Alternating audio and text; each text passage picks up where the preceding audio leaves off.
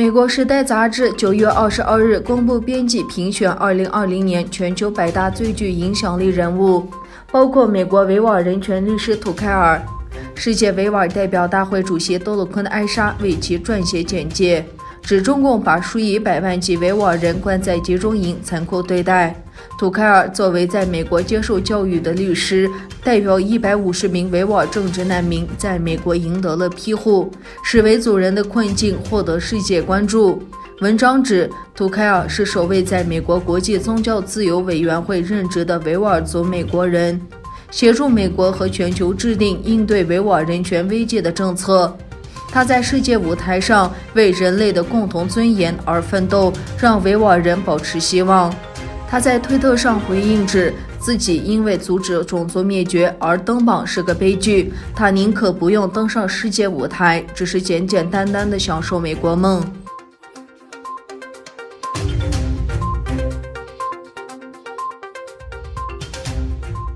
联合国第45届人权理事会日前在日内瓦开始，维吾尔人权团体在位于联合国日内瓦总部的断脚仪前面举办了停止维吾尔族种族灭绝主题摄影展。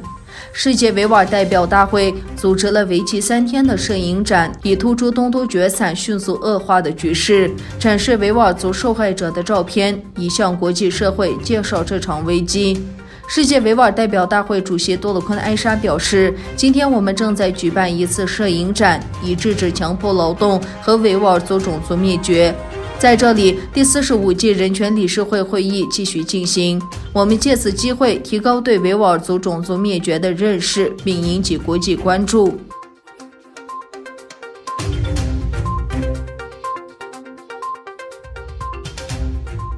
为了平息国际社会对维吾尔人处境的忧虑，法国总统马克龙周二在第75届联合国一般性辩论大会上要求派驻国际调查团前往东突厥散展开调查。马克龙说，尊重人权是联合国的基本原则，他早已写进联合国宪章，各成员国自由地签署了这一宪章，并且承诺尊重人权。这就是为什么法国要提出这样的要求，即考量到国际社会的关切，应在联合国主导下派出一个国际代表团前往东突厥散，实地调查当地维吾尔人的生存处境。马克龙不点名地针对中国表示，基本人权是普世的，它不仅仅是西方的价值观念，不能一提到人权就拿出干涉内部事务的理由来对抗。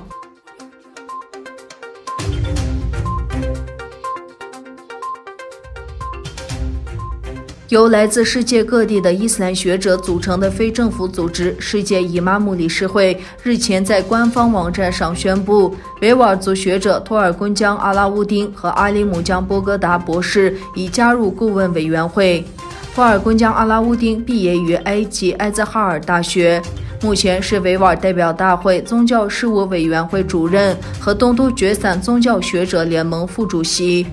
阿里木江布格达博士是土耳其卡拉曼马拉什大学的讲师，东突厥散宗教学者联盟法提瓦委员会主席，世界维吾尔大会宗教事务委员会委员。世界伊玛目理事会在声明中欢迎这2位学者代表东突厥散维吾尔族穆斯林加入该理事会。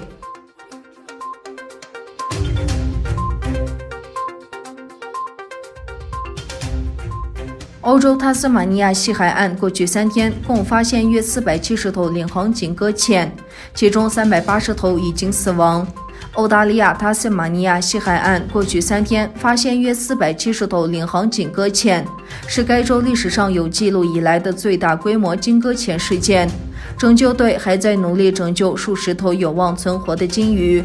塔斯马尼亚西海岸21日已发现大约270头鲸鱼在3处沙洲搁浅，救援人员23日清晨展开空中侦察，查看搁浅鲸的状况。没想到又在这批鲸搁浅处7公里至10公里外人烟稀少的麦夸里海港沙洲附近海域再发现200头巨头鲸搁浅，令当地搁浅鲸数目增至大约470头。据统计，其中380头鲸鱼已经死亡。